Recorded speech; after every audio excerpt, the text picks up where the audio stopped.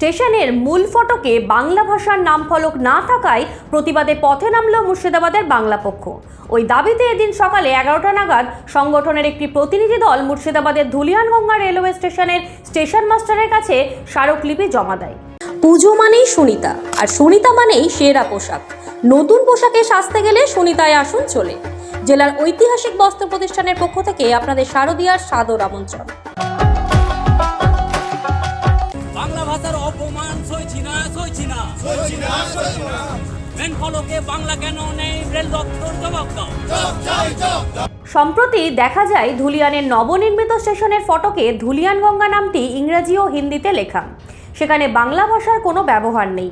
এই বিষয়টি তাদের নজরে আসার পরই তারা বাংলা পক্ষকে জানান এবং এই প্রতিবাদ কর্মসূচি গ্রহণ করেন। আজকে আমরা ধুলিয়ানগঙ্গা স্টেশনে এসেছি কারণ এই স্টেশনের মেকওভার হচ্ছে বা চেহারার পরিবর্তন ঘটানো হচ্ছে, তার জন্য যে স্থাপনা করা হয়েছে সেই স্থাপনা আপনারা দেখতে পাচ্ছেন ইংরেজি এবং হিন্দিতে লেখা রয়েছে, কিন্তু সেখানে বাংলার কোনো অস্তিত্ব নেই। বাংলা ভাষায় কোনো নামফলক এখানে দেখা যাচ্ছে না। এই যে বিরাট নিয়ন নামফলক লাগানো হয়েছে তাতে বাংলার অস্তিত্ব নেই। আমরা মনে করছি এর ফলে বাংলা ভাষার অপমান হয়েছে, বাংলা ভাষা অবহেলিত হয়েছে, বাংলা ভাষার মর্যাদাহানি হয়েছে। তাদের দাবি স্টেশনের প্রতিটি সাইনবোর্ড এবং নামফলকে বাংলা ভাষার ব্যবহার করতে হবে।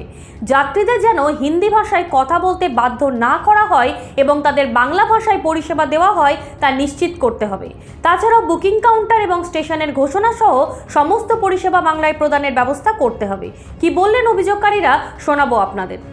এই ধুলিয়ানগঙ্গা রেলওয়ে স্টেশনে এসেছিলাম বাংলা পক্ষের তরফ থেকে। আমাদের একটা ডেপুটেশন কর্মসূচি ছিল। এখানটায় যাত্রীদের সুবিধার জন্য বিভিন্ন রকম পরিষেবা যেগুলো মোটামুটি ব্যাহত হচ্ছে বলে অভিযোগ হয়েছে, সেগুলো নিয়ে স্টেশন ম্যানেজারের সঙ্গে আমরা দীর্ঘক্ষণ আলোচনা করলাম। যেমন রাস্তাঘাট থেকে শুরু করে লাইটের ব্যবস্থা থেকে শুরু করে নেম ফলকগুলো যেমন বাংলায় লেখা নেই, এবং অন্যদিকে দেখা যাচ্ছে যে নাকি অভিযোগ আসছে যে বাংলায় পরিষেবা দেওয়া যাচ্ছে না।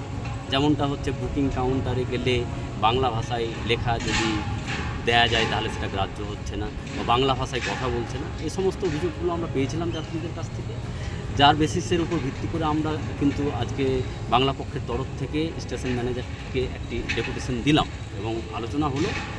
ওনারা বললেন, দীর্ঘক্ষণ আলোচনার পরে বললেন যে আমরা চেষ্টা করব সদার্থকভাবে এটাকে গ্রহণ করতে।